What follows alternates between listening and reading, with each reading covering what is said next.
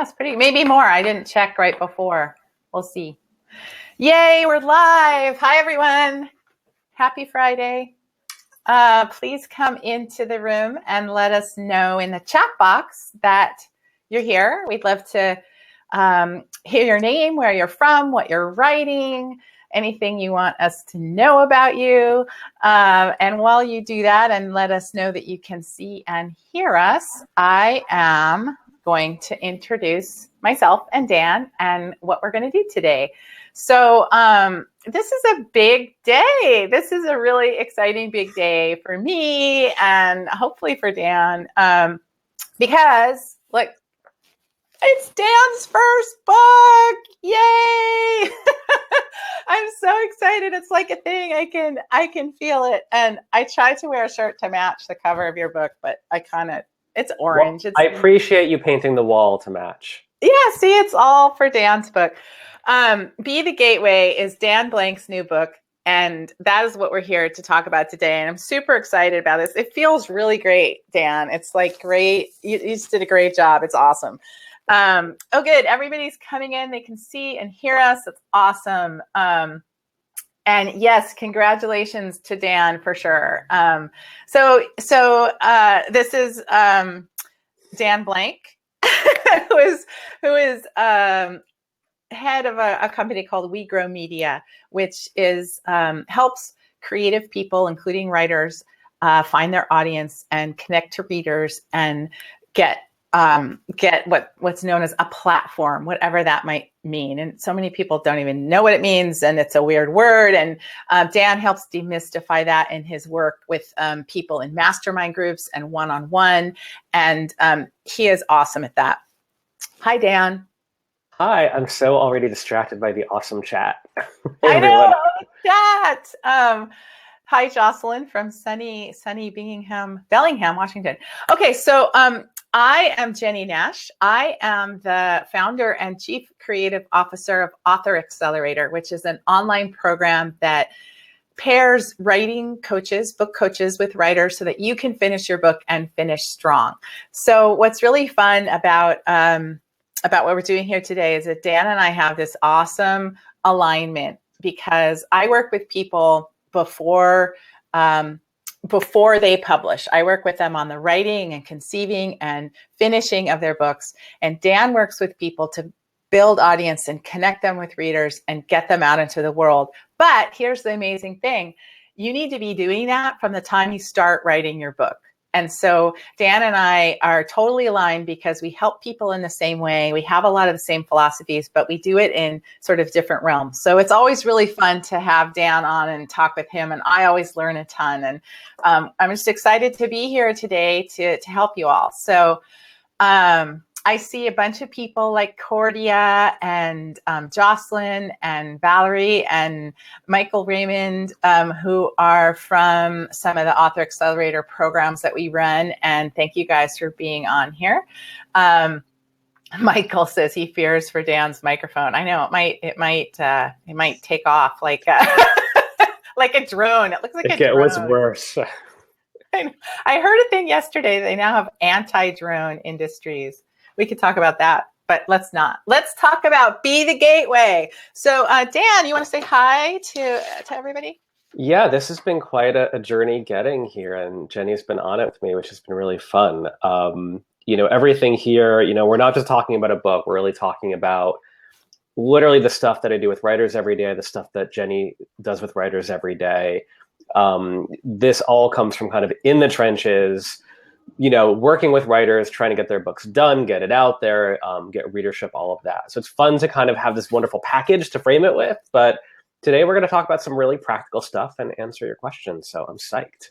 Yeah, I am psyched too. So, all right, let's get started. So I asked you guys on behalf of Dan, what are your top concerns when it comes to thinking about writing and marketing? Because a lot of people do have fears and concerns and nervousness. There's a lot of terror around this whole idea. And Dan and I both hear from writers all the time who are panicked about it. They're panicked either because they didn't start soon enough, they don't know what to do, they don't understand it. It's just this big, giant, sort of amorphous, scary thing.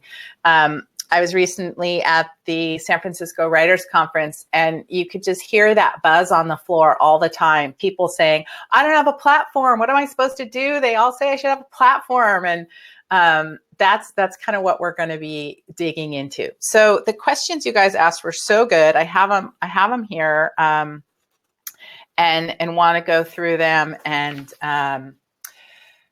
dig into them. So now that I said that I have them here, I'm realizing I actually don't. I have them here. I printed out the wrong thing. So well, I have them up, so I can read them off if that's... You're going to have to start with number one for us. So number one is, what exactly do I do on social media, and how do I know if it's worth it? Such a big question, right? Yes. And this is always, you probably hear this a lot too, is an author will talk to an agent or a publisher and they'll get this feedback of, come back to me when you have like 10,000 Twitter followers or something like that. And of course, that sends the author into a total, complete panic, which it should. Yeah, totally.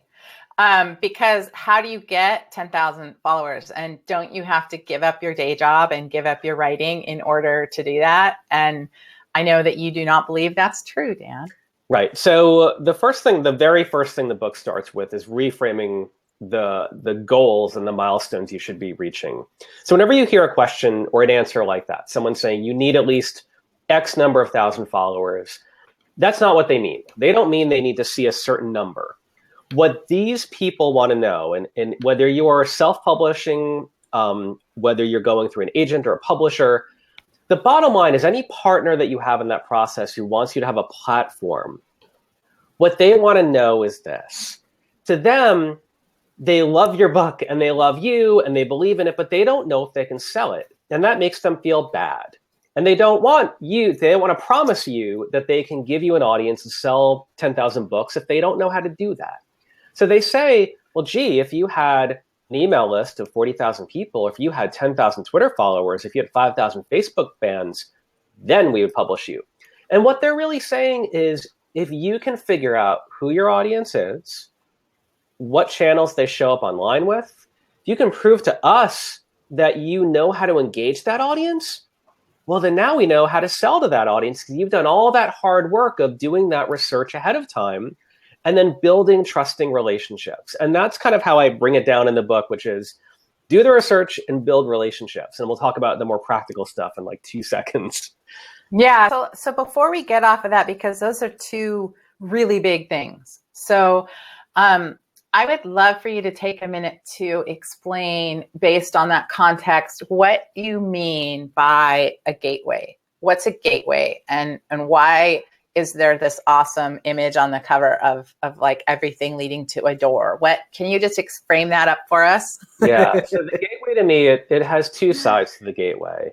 It's this idea that your creative work, the book that you create, whether this is a novel or it's a poem or it's a memoir or it's nonfiction, it opens up a world to people. They are experiencing stories or characters or information. And when they pass through that, they're looking at the world differently. They're looking at themselves differently. Whenever I work with an author and we study, any kind of, I focus a lot on fiction, because I think it's more difficult for fiction. And a lot of novelists feel that, platform is just for nonfiction. If you think about what a story does, it opens you up to a context and you feel immersed in this world.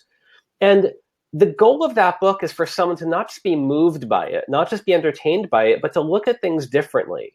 And whether it's a month or a year or a decade later, as they go through life, they're remembering this story as they're thinking of themselves being an underdog, or of working through something, or navigating a difficult situation, or dealing with risk. They're not just going back to a nonfiction book. They're going back to this boy wizard who inspired them, which I reference Harry Potter in the book a little bit. So in a way, your work is a gateway. How I use it in the book is not just that side of the gateway, but the other side of it, which is to find people who can find your gateway, can recognize what it is, and to pass through, you have to venture out on the other side of that gateway. You have to venture in the paths and the woods or the forest and figure out, well, where are your readers and where are they walking already? And who are the guides along those paths that they've befriended? A phrase you might have heard a lot in the last couple of years is the word influencers. That's like the big word in marketing. And the shorthand of what most people mean by that is, gee, if you can get on a podcast with someone who has like 1 million followers, they're influential and they'll pitch your book for you. And that's true. I also think it's very useful for research. So it's this idea of you understanding both sides of that gateway, of really embracing what your creative work does for people, and then going on the other side of that, helping people lead them to your gateway. And that's the big, big chunk of the book. So I love this idea because it just humanizes it so much. Because when we think often about audience, what I hear people saying when I ask them, well, who's your audience? They'll say these really big things like soccer moms or, women 35 to 55. I get that one a lot. Or, these big, vague, you picture millions of people and there's sort of millions of faceless people. And when you bring it down to this idea of, okay, there's a gateway and I've got to know what that is and who's on that side, and I've got to get out there. Then you're thinking of like meeting one person on that path and connecting with one person on that path and then another person on that path. And that makes it also doable. It answers a lot of questions too. Something I find a lot is that people are so focused on not necessarily going viral, but that idea that like they tweet because it's a possibility it could be seen by 15,000 people. So what they try to do at the start is they try to talk to a crowd, a mass audience at once. And then like when you meet these authors, maybe at a writer conference, you say, oh, you write? And they say, yeah. Tell me about your book. And they stumble through the most pathetic possible way of describing what they write. They apologize. They'll say, oh, well, I'm really a nurse, but I started writing. I don't know if it's any good. And it's so interesting because what you find is people have never learned how to talk to one other human being about their work and to engage with by asking questions. Yet they jump right to the idea of social media, of talking to thousands of people. So when we talk about the idea of focusing on one person, it's not to bring you down and diminish it. It's that if you learn how to talk to one reader, figure out what engages them, what they like, and maybe share a bit of your story, then you have all this great stuff, this foundation. And then you talk to another one and you learn so much more. After you talk to like 10 people, you are like a master of this. And now you know how to talk to them about what they love. You also have much better sense and more confidence of talking about what you're all about.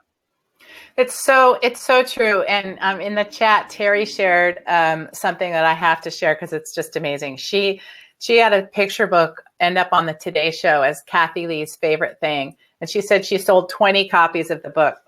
And that's another reality, is that oftentimes we think, if I could just get on the Today Show, if I could just get on Oprah, if I could just get on so-and-so's blog, if I could just get a blurb from so-and-so influencer, if I could just do this one thing, it'd be all set. And what Terry's comment highlights and what you've just said, Dan, is that this is a process. It's an ongoing, unfolding thing that we do literally one person at a time.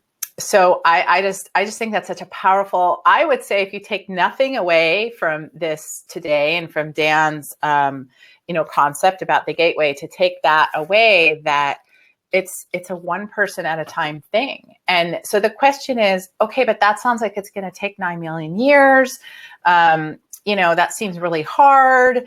I'll never get there. So what do you say to that, Dan?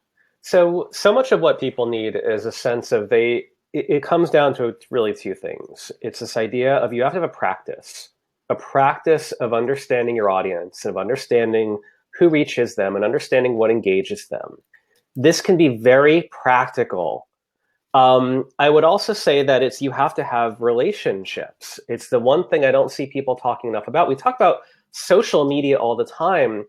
Everyone focuses on the media part of it. What do I tweet? What is on a blog? I'm launching a podcast. And those things are wonderful. I've done that with so many clients. I've done that myself. I love that. But then the question is, well, who are you doing it with? Who are your collaborators? Who is your ideal audience? Do you have a beta group you're testing this out on? How are you going to get the word of that out there? And they're just sort of like, it's blank stare because they don't want to have to think about that. It's so much easier to think about a thing, not just because it's focused, but because, well, that thing isn't a human being, and a human being is complex, and that human being can reject you. I have a whole chapter in this book about social fear and how much of our decisions are driven because we're afraid to reach out to someone or afraid to ask someone a question. I forget the original question already.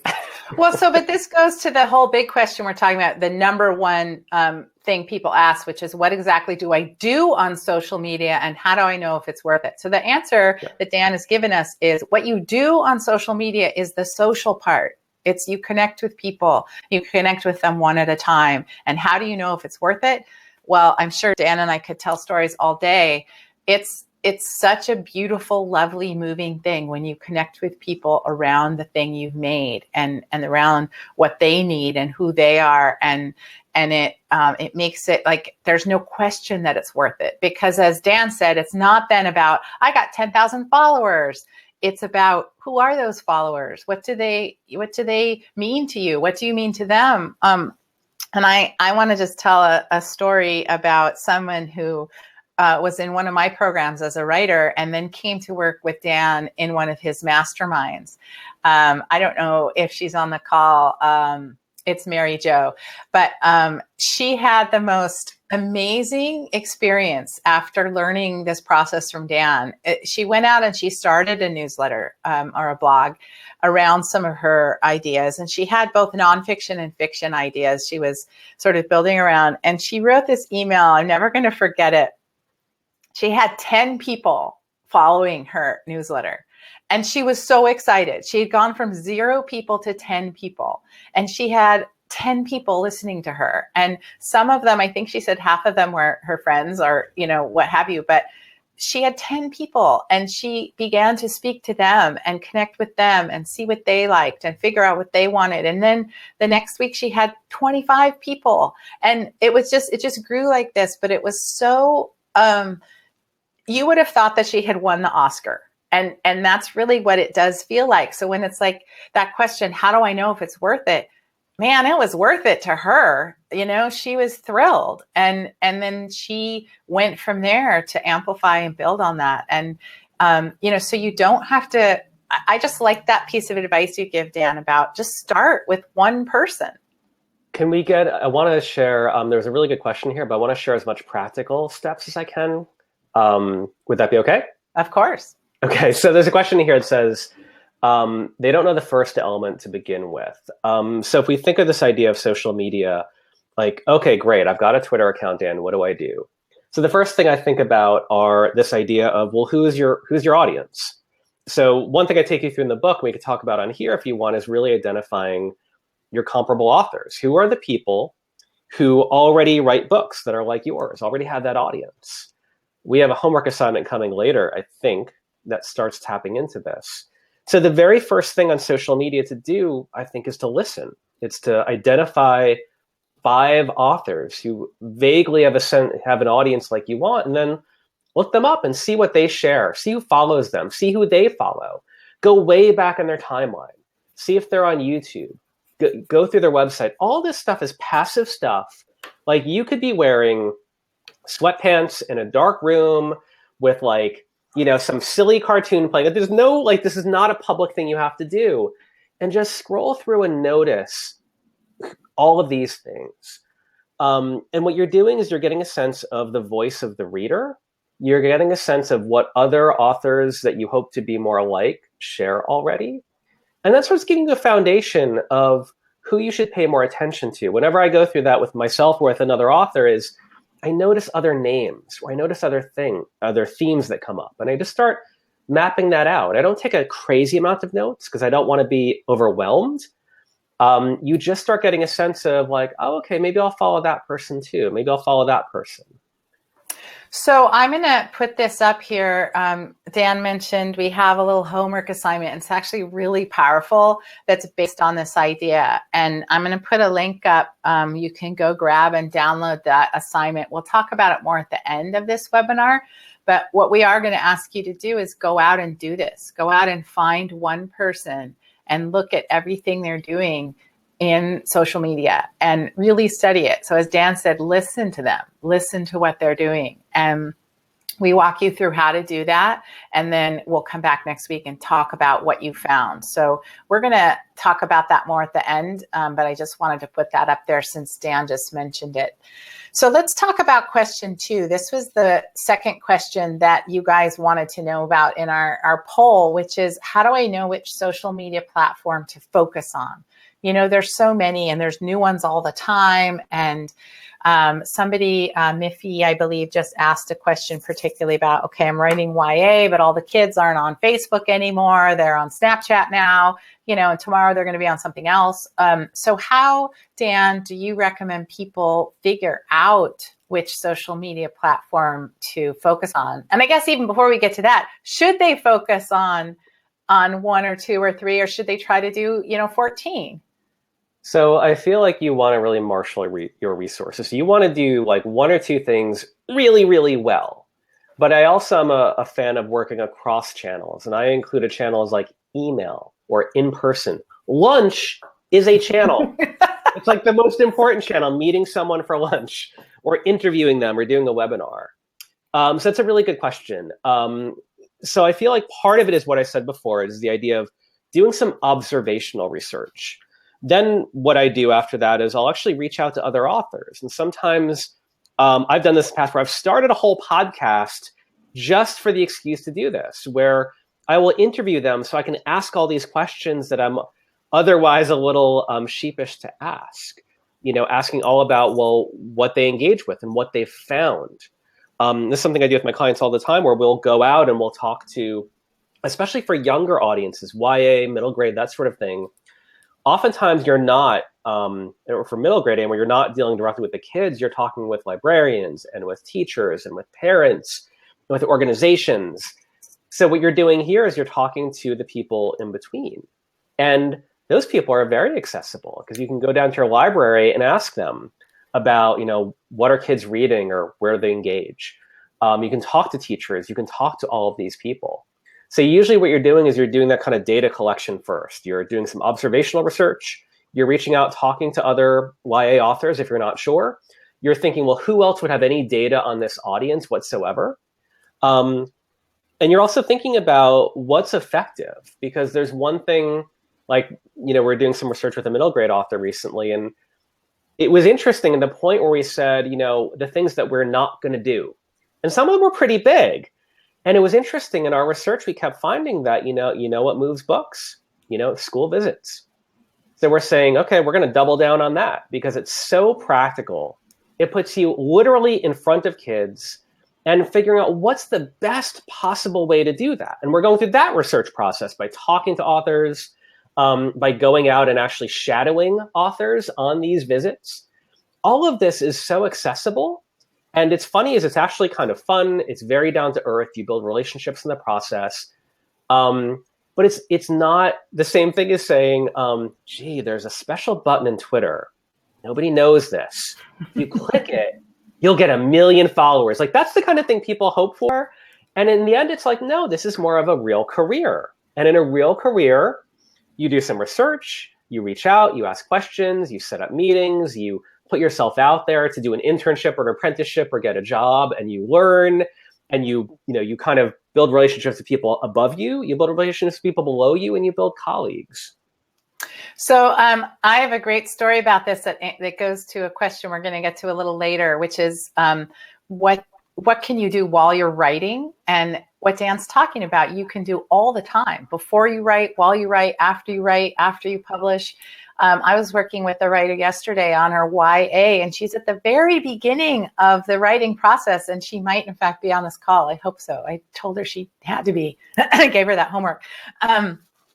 And she had an element, we were talking about a plot element, which was a kid who was getting in trouble at school, starting to sort of slip at school. And they were trying to get her parents in to talk, and she was blocking them.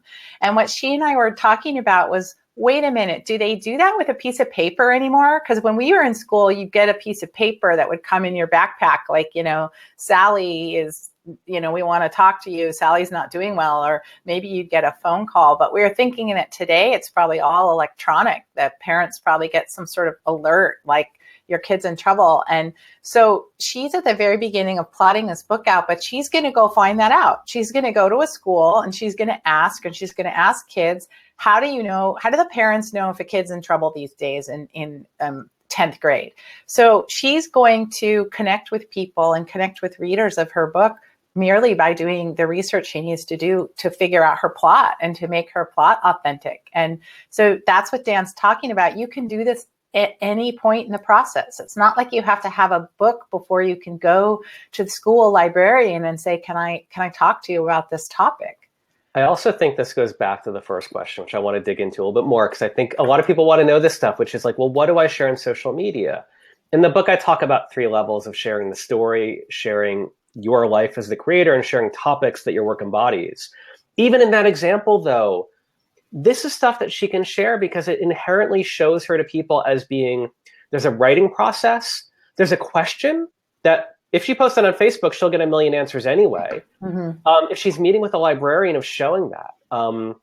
I was very open about like sharing my writing process at Starbucks while I wrote this, where I wrote the book. And this morning I showed the book to the people at Starbucks. And I took their photo with the book and I posted it on social media. And it was just like a way of showing people behind that process. And I think a key aspect here is showing your enthusiasm. And that can be nerdy enthusiasm. It can be curmudgeonly. It doesn't have to be one kind, but these are all things that are shareable. And they align with the idea of you're telling people, I'm a writer and I'm researching and I'm interested in this audience. There are these little moments you can put out there. I'm showing up at the library. Oh, I just talked to this wonderful teacher. Here I am with her. Oh, look at this book she just recommended I read that she thinks is like my book. These are social media moments. And one by one, they add up to something while you're writing this book. Well, and I can never be on a webinar with Dan without telling the story because it just pleases me so deeply, which is that Dan and I actually met on Twitter and became friends on Twitter. And it was just by noticing, like he talked about listening, noticing, wow, this guy is saying a lot of things I really like. And I find myself retweeting a lot of things that he says. And, oh, hey, look, he's doing that to me too. That's cool. And, really making our connection that way. And then after a while, you start direct messaging each other. And then there was one day, it's like, we should talk on the phone. And, Dan and I have, in fact, had lunch in person. That was a thing we did. So it's awesome. And it totally works. And that Starbucks photo should be a Starbucks ad campaign. That montage you did is so good. I just linked the photo in the chat. So no, it's so good. And that is the way that it is done. So which social media platform to focus on? That answer to that question is start doing your research. Start figuring out who your readers are. Where are they in the world? What are they doing? What do they like? Where do they congregate? And you're going to find probably a lot of answers. So Dan, let's say that you find, okay, we had some questions about YA, or let's say it's sci-fi YA. So let's say you find that you've got people on Snapchat and you've got people in some of the forums, like the sci-fi forums. Maybe they go to the conventions, the sci-fi people gather at. How do you choose, like you talked about with the writer you were working with, what to let go or what to focus on? How do you then pick? Is it about what you like, what social media you like? It's a combination of both. So one big aspect of this is challenging your assumptions, because so many people I know will reject something. Snapchat, that's for teenagers doing blah, blah, blah. And it's like, well, you don't know that. You're rejecting it because of something you read in Newsweek 4 years ago. Same with email. A lot of things like email newsletters, email outreach. Like no one checks email anymore. Or I read kids under 17 don't even have email. I've read that no kids are on Facebook. And what I find is these are excuses and you have to go and find out. So usually what you want to do is make decisions. If you find out that the majority of the other authors in your field are really engaged on Tumblr with their audience, and that when you look, you say that's where they're engaged, do you have to be on Tumblr? No. You can reject that. You get to choose your path. But you should know that you are rejecting that. And I would say that if you reject that, you have to balance that out with something else that you are doubling down on. Maybe you say, Tumblr isn't for me, and I have these reasons. I know I'm rejecting something good, but I want to launch a podcast. And this podcast, I'm going to interview scientists, and we're going to talk to two teenagers, because I write science fiction for the teen crowd. So I'm rejecting something I see everyone else doing, knowing that's where they are, but I'm doubling down on this thing that no one else is doing. I love podcasts. I have connections to scientists. We're going to put it in a way that no one else is doing, and I'll bet that I can make a go at this. I'm going to give myself 6 months, 30 episodes to see if I'm right or I'm wrong. That is a very different thing than someone just saying, nah, I don't like Facebook. My aunt got spammed there once, which is not an excuse. Right. Right. So I was just telling everybody you should totally go follow Dan on Instagram and Twitter and Facebook, not just because that's good for Dan, but that's a way that you can learn to watch what Dan does. And Dan, I'd love for you to talk briefly, since we're talking about which social media platform to be on. Some people are saying, well, should I be on Instagram? Should I be on this, that, and or anything? And what Dan is saying is you don't have to do anything. There is no should, there is no rule. You do what connects to you, what you like, what you feel is right for you. And we had somebody talk about, well, what about if I'm an introvert? And while Dan's typing and putting up his talk about this. His things, yeah, let's talk about that, because the fact of the matter is, Diana, a lot of writers are introverts. I think, we sit alone in our room in quiet, and it's true. So what about introverts, Dan? So I would say, I'm an introvert. Most people I know, writers or not, are introverts. And I think that you want to honor that, but you have to work with it. And this is something I tell people a lot, where you can be afraid. That can't stop you, but you have to be afraid to move forward anyway. So even looking at this, I wake up early. I woke up at 5:30 this morning. I worked at Starbucks, headphones on. I talked to people. Before this call, I took a break. I have this chair in my office here. I was like half hour ago, I was on the thing, like playing Nintendo Switch Zelda, because that was the me time. And then I closed the door. I got my shirt on, put the lights up. And this hour and a half is like me being an extrovert. And I'm doing it because like Jennie makes it safe, because I love this topic, because I know some people in the chat. After this call is over, I'm going to feel unbelievably drained. I'm going to be right back on that chair playing Zelda. And then I'll probably go to the gym and I'll run. And it's like that drainy, stressed introvert feel. I will have an hour and a half after this call where I kind of let that go. And the point is, it's not that I'm an introvert, I can't do it. It's a matter of how can I make it work for me? Because I love talking to Jennie. I love talking to people. I love this topic. And then what's my way of navigating that? And I think you've got to figure out what that is for you. Exactly. And what Dan talks about is really practical.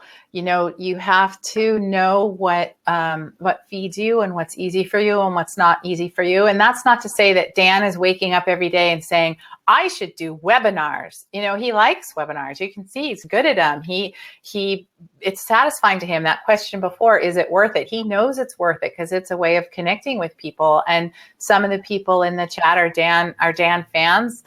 Some of them will be Dan fans. Like, that's cool. That's great. But he knows that it's hard for him and that it costs him, if you will. So the social part of social media is, again, something to be mindful of and to know what you like. If you don't like, I have a client who keeps saying, should I do Facebook Live, which are those in the moment live Facebook things that you shoot on your phone, and they're supposed to really be super spontaneous. And she's like, should I be doing that? Should I be doing that? And it terrifies her and she hates it. And she doesn't really want to have any part of it. And it's like, no, you should not be doing that if it terrifies you and you hate it, So are you laughing at Valerie's comment about? Yeah. I was laughing at your story. Oh, my story. So Victoria makes a point. It costs time away from story writing when you interact in social media. I really want to talk about that, because Dan and I both know the worst day in a writer's life is the day when they have a book published that's out in the world and there's nobody to connect to it, that they haven't done anything to connect. That's the day when people panic, they get upset, they get disappointed, they start saying things like the system is rigged, You have to know someone. They look for that magic button he was talking about. Where's that magic button where I can sell 10,000 copies? And they get, their thinking gets muddled because they fall into that all or nothing sort of thinking. And, so what we're here to say is, for sure, doing social media takes time away from your writing.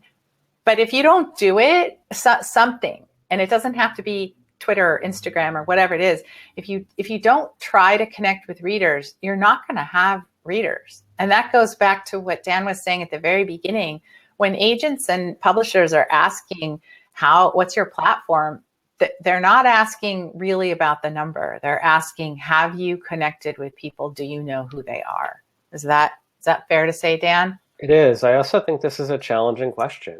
It's one where you get to decide, is this a hobby or is this a profession? I tell some stories in the book where I grew up as an artist. I've done all these artistic things, and many of those were as a hobby. I wanted to explore an idea. I wanted to put stuff together, and it was me growing. There are other things that are a profession. It's that plus a profession. Like, I would like for this book to reach people and affect them. And I imagine for all of you on the call, you would as well. Would you ever have a career as an accountant, as a nurse, as a mechanic, as a janitor, where you just thought that you're sitting in your home and just thought people should like walk up to your door and give you a job, and they should give you a raise and promotion without you doing stuff? Like, that's how you manage a career. You forge connections, you make small talk, you make an effort when you're not sure what the payoff is. It's a career. And every professional author I know treats it like a career because they have those relationships. They build these connections with people and they make that effort. 30 years ago, it was the phone and it was lunches. And that worked. That was much slower. It was much more expensive, and you had less access to it. So now you can say, well, I don't want to be tweeting. And I'm like, fine, don't tweet. How are you connecting in a meaningful way as a professional to your colleagues and to your audience and to people that you need? I don't care if it's on Twitter or not, but where else will it be? It's a great summary. Michael asks a great question. I think we can jump in here and answer about the difference between an author page on Facebook and I'm trying. It's kind of falling off of the chat, so I'm trying to find it. And a personal page. And you can describe that, and then we'll go on from there. This is a tricky one. So Facebook treats a personal profile, like me existing as Dan Blank, is different from a page. They'll almost see it as a business page, as Dan Blank, author. One of the differences is that for a personal profile, I can have 5,000 friends and that stops. And I've had clients who, over the years, they got that 5,000 limit and they couldn't add any more friends. And that becomes a real barrier. They say, wow, there's a limit to how big I can grow here. Whereas on a page, you can have as many people like you as possible. You also have access to a lot more tools about boosting posts and about taking out ads when you have a professional page. But there's another flip side. On the page, Facebook is going to show your post to fewer people unless you pay them to. I think this is fair. A lot of people get very upset about that. I don't think Facebook owes you anything. So for you to pay them $5 or $20 to boost a post, I think that is a very fair business proposition. What I found with most authors is they have a very uncomfortable relationship with it. They have a profile and they have a page. What I tend to prefer, what I do myself, I'm obsessed with Facebook. Totally, unbelievably obsessed with it personally. So I'm connected with people who are truly friends of mine on Facebook, people I've connected with. And I'm on there looking at kid photos and doing stuff like that. And when there's a meaningful thing, I'll share something about my work, but it's really personal. Then I have a page and I say, well, I'm going to be as personable as I can there, but that I know, if you're following me on my Facebook page, you're probably a writer or an artist and you probably want help. And I'm just going to try to do that on that page. And I'm going to invest a little bit of money there, nothing crazy, but just boosting some posts and just making sure that I'm as helpful as I can. I found that everyone has to find their own balance with it, but there's two sides to the coin. Definitely. I just want to point out that Lori said that just while she was listening to us, she tweeted one of her favorite authors and got a tweet right back. So that's so awesome, Lori. Way to go with that. And I love the multitasking. That's good. Let's move on. Hopefully, Michael, we answered your question about that. One thing that sometimes people are a little unclear about, just so we make it clear, if you have a personal page, that's not a page you can get a like on. That you have to have the other type of page to get a like on. But people get really consumed with this like thing. And what Dan is saying is not to focus so much on, I have, 3,000 likes, or, because what does that really mean? It's all about connecting with people, no matter where you're doing it, no matter what kind of Facebook page you're doing it on. Okay, so I want to make sure that we get to question 4, which was the question most people, the fourth biggest question most people asked, which is, how do I connect with people who already have big followings? And Lori just gave us one way of doing that, which is cool. So Dan, you want to talk about that? Yeah, so this is a thing where, this is where you go back to influencers. And I think that whenever if you look at your comparable authors and you say, wow, there's like Neil Gaiman on this end, big following. There's me on this end, there's nobody here. And then there's people in the middle, and you start mapping that out. You start saying, who are these authors? And you can start looking at it and saying, let me connect with some of these mid-tier authors, people who had a couple books, and they definitely have some fans, they've got good reviews, but they're not celebrities. And you start building relationships and colleagues, because inevitably those people know people who are bigger, and that puts you in that social circle. You think about where all these people show up, like events and conferences. You can connect with them before the event and at the event and after the event. You think about, when do these really big names, when do they want attention? When their book is launching. So if you want to interview one of them or put them on your blog, you reach out when you know they're preparing to come out with a big book, because that's when their whole team is saying, we want to pack their schedule with publicity and have a really big bang going on.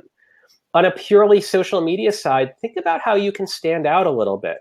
So if you're going to promote their book, you can do that. You can do like a retweet of their book, and they'll appreciate that. Like, what's one other thing? So like Instagram is a good one, where there are plenty of authors on Instagram and everyone will like heart their little thing. So you'll notice like there'll be a photo that'll have like 300 likes and 40 comments. Now I can bet you that the author probably reads every one of those comments, but doesn't look to see all 300 of the people. Right there is a little thing. You can celebrate your own book launch day for their book. You can bake cupcakes that look like their book. You can have a party. Like, think of all the silly things you can do, and how on that day, more than any other day in the world, that author would love to see someone do that, because it gives them something to retweet, or other fans might see it. And it's just fun and enthusiastic. And the other thing, and I put this in the book, is really thinking about the least crowded channel. What is the one way to reach someone? Sometimes it's video. Sometimes it's a meeting. I listened to the Tim Ferriss podcast, and he's like an investor. He talks about, what the way to get to me is, if you see me in a restaurant, don't interrupt me, because I might not be in the mood and it's a little bit rude. But you know what you do? Write a letter and pass it to me and walk away. Because driving home or walking home, I'll probably read that letter, and you have my undivided attention in that moment. So I would love for you to tell, if you don't mind, you can demur if you want, but there's a story in the book. Let me show the book. that I think is my favorite story in this book. And there's a lot of really good stories. Dan tells so many good stories about himself, about people he works with, about people he knows, about people he admires. The book is full of really practical advice and also just great stories. But my favorite story, I think, is the one where you approached the woman at the event of the big blogger. Can you tell that story? So this was a number of years ago. Darren Rouse from ProBlogger.net, really big blog. He was doing a meetup in New York City. So this is back at the time I was really into blogging and everything. So I'm going to go to that. And it's at a bar in Manhattan. Now, like I said, I'm an introvert. So me going into a bar where I know nobody is like terror. So I go in, and Darren, of course, has got like 5 guys surrounding him. So I'm like, okay, I'm going to talk to someone else. So I'm talking to like, oh, hey, what are you here for? And they're like pitching you. They're like, what do you do?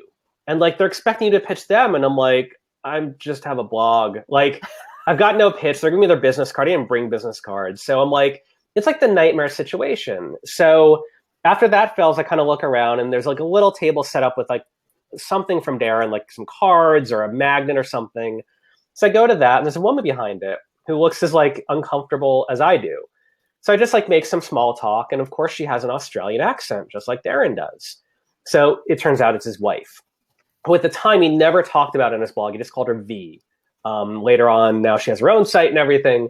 We just started talking, and I didn't talk about blogging. I said, "Oh, you guys in New York City, how are you liking it?" And she said, "Well, we've seen Times Square, but not much else." And I'm like, "What do you mean?" And we start talking about what she wanted to see. And there was a whole, she really wanted to go to the Village, and they hadn't been. They don't know how to get there.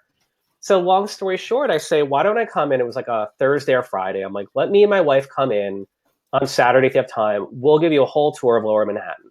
That's what happened. I got to spend a whole day with Darren, his wife, and their kid, walking around Manhattan, showing them stores they wanted to go to, showing them the whole land. And we talked for hours and hours and hours about professional stuff, about personal stuff.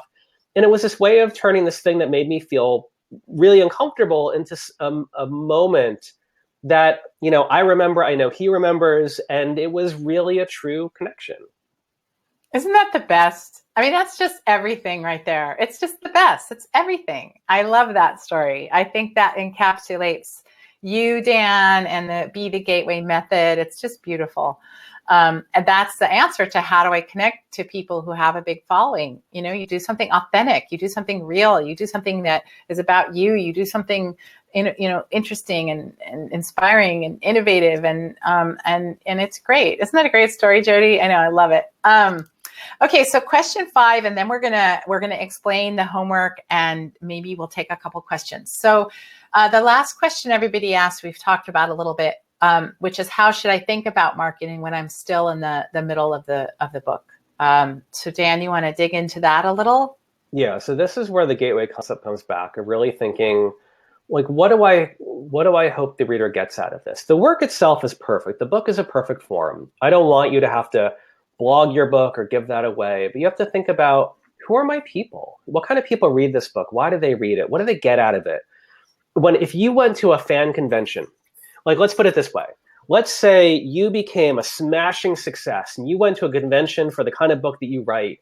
You were the keynote speaker and people are lined up to talk to you, and one by one, hundreds of people are lined up. What would you love to talk about with them? If there was other famous authors and Stephen King or whatever pulled you aside and said, "Can we grab coffee?" And you said, "Sure." What kind of conversation would you want to have with that person? Because that's what you can do right now. You can go to that convention and talk to other colleagues. And when you think about, well, how can I do that now? To me, this does work a different part of your life. When I was writing this book, and I've talked to a lot of writers about this, I could only write for maybe 2, 3, 4 hours at a time, really creative work. The rest of that day is not spent in the same level of writing. It's a different kind of a thing. And if I, as Jenny was saying, thinking about, well, what effect do I want this book to have on people? If I think about that early, then you really have empathy. Think, oh, let me go out there and engage with that. Not because I'm going to spam myself on Twitter, because I'm actually curious about this audience, and because I connect with people like Jenny and some of the people in the chat, and it becomes me having a career. Someone made a comment before, I saw it really quick, but it was like, for those who don't want to spend $5 to boost a post on Facebook, are you saying you can't invest $5 in your career as a writer? And that's a great question. This whole idea of, if you want to have that audience, find little ways to do it. One example I give in the book is the concept of the single push-up. And it's like, goes back to that habit. I don't expect you to go to the gym and work out 3 hours a day and join a group and then do Taekwondo and get into CrossFit. If you do like 1 push-up a day, you will actually get stronger. And in a couple of weeks, you'll be able to do 2 push-ups. And then when you do push-ups, you might actually feel better about yourself. You might find yourself drinking a green smoothie like this one, because now you feel better. And then, and it's sort of this gateway, not to overuse the term, but it's that idea where with a lot of this stuff, if you do like one little habit a week, instead of putting all of that at the end when you're ready to publicize your book and freaking out, you just do it in little tiny ways, one email at a time, one kind note at a time, one follow at a time. Yeah, totally. So how should you think about marketing when you're in the middle of the book?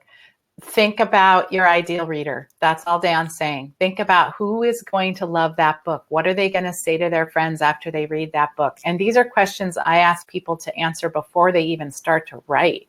You should be doing this all the way through. And the more that you do it, the more you do what Dan's talking about while you're writing, the better book you're going to write. There's no question in my mind about that. I think Dan and I both agree it's a huge mistake to think that writing goes like this. Like, I write and then I stop and then I mark it. Like, that's just not the way it works. You're thinking all the time about this reader and connecting with them and wanting to be with them and write for them. And that, so you want to be thinking about it all the time. So what Dan was saying is if you have a certain amount of time and energy to spend, you spend some of that on writing, but then you spend some of that on connecting. It's just what you do. And maybe it takes you longer to actually finish the book, but you're going to finish a better book and you're going to be in a better position to bring it out to the world, to people who love you. So that is the way to go. Okay, so I want to talk quickly about this homework assignment we have, and then we're going to get to all your questions. So let me put up here again the download on this website page. We've got this download that we'd like you guys to grab. You can grab it now if you want to look at it. It looks like this when you print it out, and it's a step-by-step guide for a little exercise that we have for you to do. And before we even do that, I would like you guys as an exercise also, go onto Twitter and follow Dan and tweet something about this webinar and tweet something about his book. Like, he's just told us, you guys, that when somebody's book comes out, they're going to pay attention to that. He's giving you an invitation and an opportunity to do that. You think that he's not going to see you on Twitter today saying, wow, I just learned this one thing from Dan Blank, or I just ordered his book, or this looks really interesting, or anything. Like, you could just practice and try it and see how that goes. That's one piece of homework that I would give you.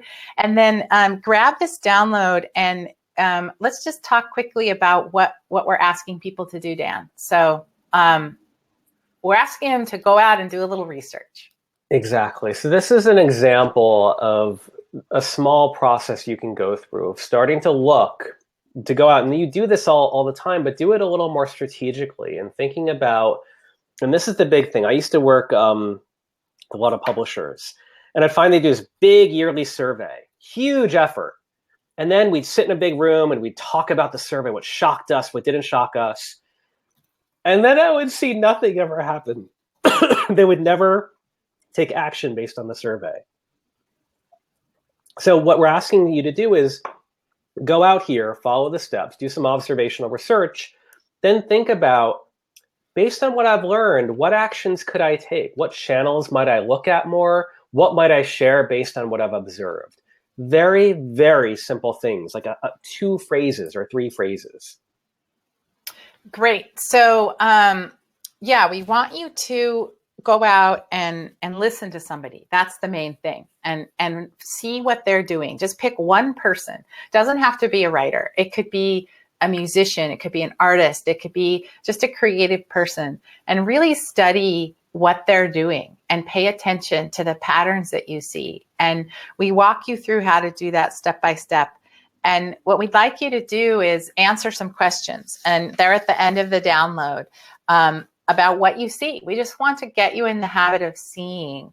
And then we have a way that you guys can share those with the group. And if you, Dan, you want to put your email up there? If you guys want to share your answers. So next Friday at a slightly different time, it's 10:30 Pacific time on next Friday, Dan and I are going to come back on here and keep talking about these ideas and being the gateway and all the things that we've talked about today. And we will talk about the specific things that you guys find. So go out and see what you find and see what you learn and see what you like and see what works and really study what one person is doing. And then we're going to share that with each other. And Dan and I are going to share those on here. For some reason, people say that they can't see the link. Here's the direct link to the PDF. I just posted it in there. but they're yeah, I'm not quite sure why. Hopefully you guys can see it, but I'm going to say it out loud in case you can't see it. So the link is at wegrowmedia.com/gateway dash lesson backslash. So again, it's wegrowmedia.com/gateway dash lesson backslash. And on that webpage, there's a download with this lesson. And what Dan is inviting you guys to do is to do this little assignment and email him at, and I got to get this one right, dan@wegrowmedia.com. And we're going to talk about these next week when we come back on this webinar. And Dan, some of the people are talking about a way that we can perhaps share their email with each other. So if you are interested in connecting with other people who've been on this webinar, you can share your email when you write to Dan and say, I'm happy to share this with the group. And we'll come up with a mechanism to share the emails of people who would like to connect. Or if you just want to put your Twitter handle to share, let us know what you want to share with each other. And I just want to make a little plug because I deeply love it. Dan's mastermind group for writers is a place that allows people to do exactly what you guys are doing here, which is connect with each other and go through the process of building your presence with each other. And it's a really powerful, beautiful, very affordable pathway to do that. So I would definitely check out his mastermind groups on wegrowmedia.com.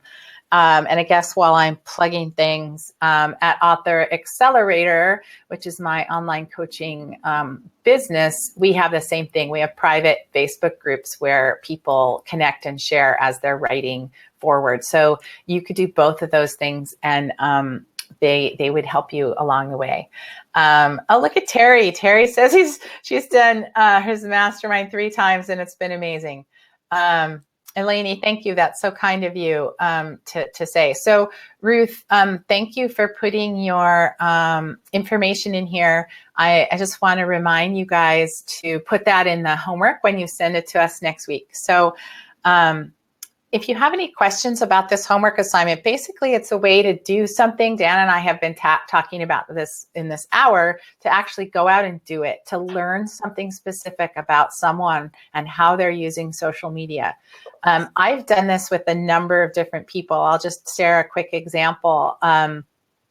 Elizabeth Gilbert, who has something like 2 million followers on Facebook. I heard her speak, and she was talking about her Facebook experience. And I thought, what on earth is she doing on there? And I started following her, and it's just extraordinary to do nothing but just study what she's doing and how often she posts and what she says and what people say back to her. And, you know, it's just a really powerful thing to watch somebody else. And that's what we're asking you to do, is go out there and listen and watch and learn, and then share what you've learned, and we'll share it with all of you guys. Okay, so thank you for all your kind words, you guys, about Dan's mastermind, about Author Accelerator. That is so great, Jocelyn. We love that you're doing both of our programs. Thank you, Elizabeth. We're glad that you feel empowered to make baby steps. That is a perfect thing to tweet about Dan's message. So, Dan, what do you think we should do? We're at the top of the hour. We've explained the homework. Do we want to answer? There's a couple questions that went whizzing by. Do we want to take any specific questions? Do you have to jump? I know our hour's up. No, we got a little bit of time. All right.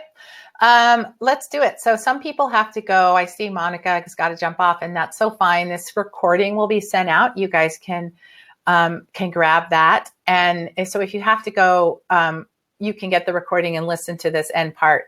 And Jan and I will stay and answer some of these questions. So I'm going to go back here. Carmen asks a great question. Is there a different process to marketing if you're an indie writer or a traditionally published author? You know, I work across both of them, and I think the concepts are still the same. I work with so many. I was talking with a client yesterday, a traditionally published client, published by a couple of big houses. And I've heard this so often, is that the traditional publishers are wonderful and they mean well and they don't have a lot of resources all the time, that they expect you to do a lot as well. They can do certain things really well, but for the most part, you have to be very active in marketing, whether you're on your own as an indie published author or if you're traditionally published. And I think in any case whatsoever, you coming to them knowing more about your audience, one, it doesn't just help with marketing, it helps you challenge everything about what other people are telling you, other partners are telling you. Because what you don't want to do is become bitter. You don't want to say, well, my publisher told me that blah, blah, blah, blah, blah. When if you could have figured that out earlier, you would know how to challenge them on it, or how to say, yes, but, or can we do that as well as this? Or, well, I found this data, can we talk about that? It makes you informed. I think that if you're only empowering someone else to make those decisions, maybe it'll work out for you. Maybe it won't. And I've just talked to so many authors who didn't take control early enough. And what they found is that big portions of their career kind of went sideways and that they regret that. And everything we're talking about here is not newfangled social media stuff. It's like the basics of like, figure out your audience, connect with real people, and that knowledge is going to benefit you in every aspect of what you're doing. Yeah, that's a great answer. Does anybody have any other questions? It sounds like a lot of people have to jump off and they're going to be doing 5 a.m. and I know, right? That's great. I know. I hope you guys will come back and do this homework. We really want you to do it. Send Dan a tweet, connect with him, see what that feels like. Grab this worksheet and do this for next week's webinar. We're going to share with everyone. I think it'll be very powerful. Sheila, to register for next Friday's webinar, that would be a really great link for me to have, wouldn't it? I do not have that immediately available, but it's in my blog today at jennienash.com. If you just go to my blog, it's in that post today. It's also going to be in my post on Monday. And if you want to email me at Here's Jennie. The link to the blog. Oh, look at Dan. Dan's like way ahead of me. I'm just sitting here having my coffee. Here's the direct link for the next one. Thank you, Dan. Michael, thank you for chiming in, and you are going to finish your book before the next century. I feel certain, so don't worry about that. Writing a book is a hard, long, slow process, so don't worry about that. But do start connecting with your readers before you're finished. You'll kick yourself if you don't do it. I promise you will. Jody is asking about how to increase her Twitter following. Jody, just keep doing stuff. Just keep trying stuff. Just keep connecting. Just keep reaching out. I think Dan's advice is always be generous. Do something to help somebody else. Do something to share somebody else's work. Do something to amplify what they're doing. It always makes you feel good. It's authentic. Instead of just like, follow me. Try to maybe spend, we're going to come back here in a week and talk again. Maybe try to spend the week seeing how many times you can help somebody this week on Twitter, whether it's retweeting something that they wrote, or answering a question, or just telling them they did a good job, and see how many followers you could get doing that in the next week. I would love to hear that. That'd be a great exercise. Okay. Charlotte says, Diana Gabaldon engages her audience well on Facebook and Twitter. And Chuck Wendig is great on Twitter. Those are great ideas for people you could do this homework assignment with. I love Chuck Wendig, and I am so deeply not a part of his audience. I would never read one of his books. I sort of don't get him, but I love him. I think what he's doing is so great, and I follow him just to see how he does it, because I think he's brilliant. So that's a really great example. But you guys should pick people that really you're attracted to. There was a question, Dan, about hiring help for social media assistants or a virtual assistant. What do you think about that? This is such a great topic. It's such a big topic. Let me tell you what I'm doing. because then it's like really practical. So I've started bringing on employees a couple of years ago, and these are like not employees. It's like hourly. It's so I have someone on my team, and I've reshifted her where she's not tweeting for me. She's not doing anything for me. And I think oftentimes people think of social media as that. Can you manage it for me? What she's doing is she's keeping me accountable. So we have a social media calendar that she's a part of and I'm a part of. And that keeps me accountable, not just because there's a calendar, because I know she's looking at it. So I always use this metaphor of like why you hire a personal trainer. I have a personal trainer because Brad is waiting for me and I can't let down Brad. He's there waiting for me. And that's different than just having a membership where I could show up at 10:30 or at 10:45. Massive difference. I would also say it helps to have some other human being to brainstorm ideas, to give you feedback, to say, did you see this or check that out? It turns it from this lonely thing to you having a collaborator, and collaborators are wonderful. So that I think that's how I do it right now. And I think that's really fun to do it that way because it takes this thing which can feel confusing, even at the level when you've been doing it for a decade, and it can this brings new life into it. You're no longer alone. So true. And Dan and I do that for each other. We are in a mastermind group with each other, and it's one of our favorite things. It's something I look forward to. It's enormously helpful. Jody asked, how do you find someone? So that's something that you might do while you're on these webinars, while you're connecting to people on Twitter. I think it's one of the primary reasons to join a mastermind group like Dan's or to join a program like my Author Accelerator is to connect with people. When I teach a workshop live and in person, I tell people that should be your primary goal. Find someone in this class that you can be friends with. You know, writers and creators need friends. People who don't do the creative work don't get it. I mean, I am about to celebrate my 29th anniversary. I love my husband. He's awesome. He's the best. And I would never be able to talk to him about my creative work because his responses, well, I learned this in the first 15 years of marriage, would make me insane. And I'm just like, what are you even saying? And we would get in these fights and I'm like, you just don't get me. And it took me 15 years to realize, oh, hey, don't share this stuff with him. He doesn't get it. He's never going to get it. So, it's really important. Why are you laughing at me? Because this call is now going to turn into husband bashing. No, I love my husband. He just doesn't get my creative work. I know. It's really cute though. But we could have a whole call about collaboration because I think it's important to think about who are your collaborators and what role do they have. I have a wide range of collaborators and they each have a certain role, and that's a choice. Yeah, totally. Okay, so Kate and Michael are Author Accelerator members. They just became accountability partners. That's really awesome. There's nothing better. I'm laughing at Abby. I married a physicist, right? I mean, come on. So I would just suggest if you guys want to amp it up, a mastermind group is a really great way to go, to accountability groups and collaborators and people who are in it with you. I think that's great. Look, Julie and Abby just made friends. That's awesome.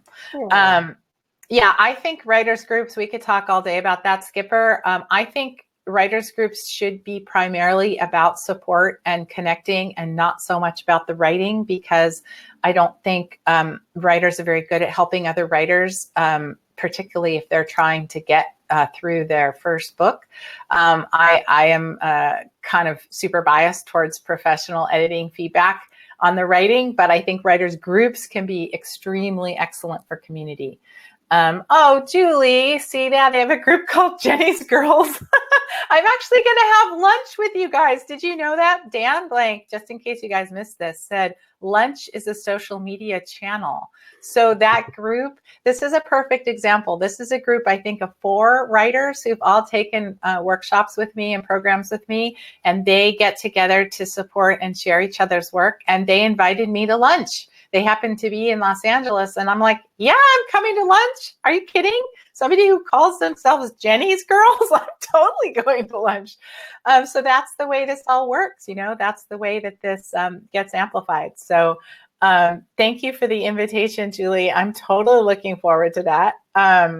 So, all right, I guess we should probably cut this off, and we hope you'll sign up for next week's webinar. We hope you'll do the homework. We hope you'll grab that download.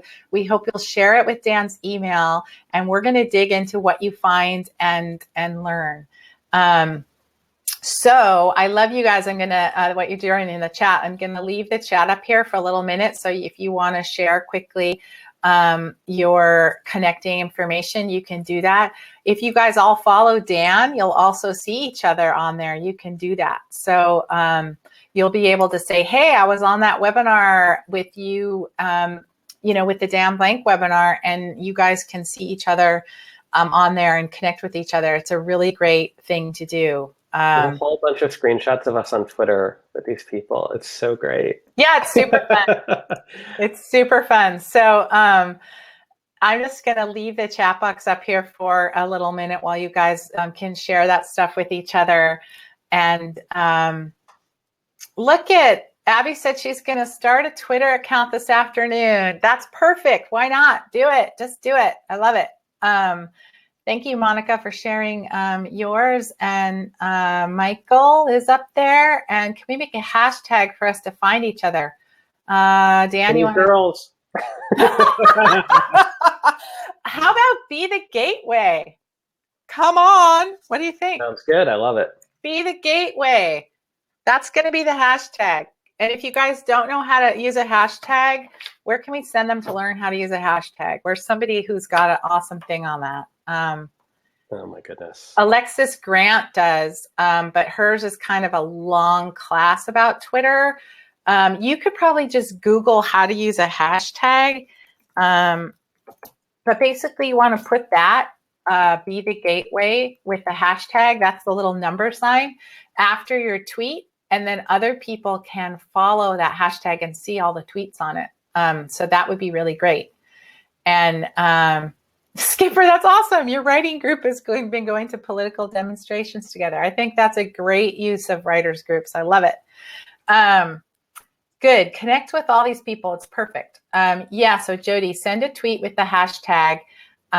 Sure. Say that you want to connect. Try it. This is all just about trying. Give it a whirl and see what how that works. And if you need more help or on how it works, we can talk about that next week. But definitely do the assignment, because we want to have some really specific examples of what you guys saw out on social media to do that. And Jocelyn, that's great. Definitely revive your Twitter account.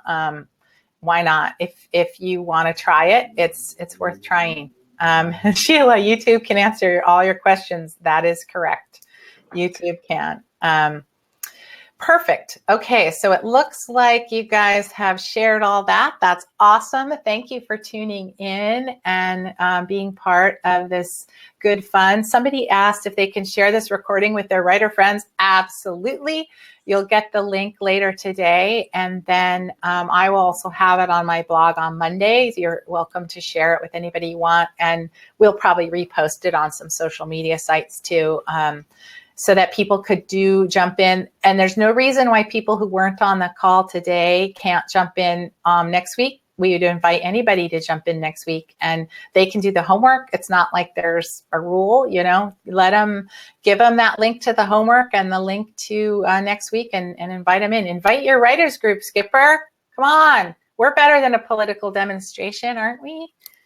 Maybe. All right. I don't want to go there. You already think I'm bashing husbands, Dan. I don't want to start talking politics. 29 years. Congratulations. Happy anniversary. Thank you. Isn't that a lot of years? It's a lot of years. Yes, that's awesome. I know, it is awesome. All right, you guys, thank you for sharing all of that. Julie started the hashtag. Way to go, Julie. Love it. Skipper, great. Bring your friends. We'd love it. We'll help them. Have them all do the assignment. You guys could do that in one of your groups. Talk about what you learned on social media. Thank you, Susan. Happy anniversary. We should stop talking about that. Dan's about to have a baby, for crying out loud. That's bigger than an anniversary. He's about to have a second baby, like any second, right? It's next month. It's not any second. Don't freak me out. I know, but the book and the baby all at the same time. That's a big one. How many people have a book and a baby in the same month? Not many. It's pretty awesome. So let's end with congratulations to Dan on the book. Definitely grab this book, you guys. It's so good. Honestly, it's just so good, and it's comforting. It's helpful. It's practical. It's real. You see how great Dan is, how wise he is. So I would say definitely grab the book. And there, see, now we've shifted it away from my anniversary to Dan's baby. That's awesome. All right, you guys, I'm going to shut this down. Thank you for tuning in, and we'll see you next week. And we'll see you out there on Twitter and Facebook and Instagram and other places. And we hope you have fun with this homework assignment. Okay, bye. Bye, everyone. Thank you.